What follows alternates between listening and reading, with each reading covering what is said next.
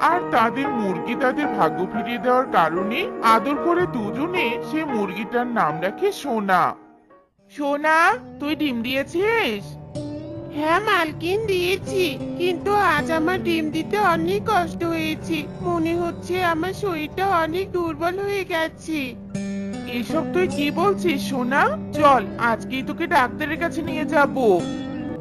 টোনা আর টুনি মিলে তাদের প্রিয় মুরগিটাকে নিয়ে হাসপাতালে যায়। এরপর ডাক্তার মুরগিটাকে পরীক্ষা করে বলে, আপনাদের মুরগির কোনো রোগবালাই হয়নি, আসলে তার বয়স হয়ে গিয়েছে।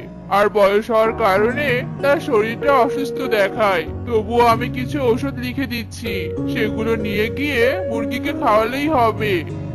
আচ্ছা ঠিক আছে ডাক্তার বাবু।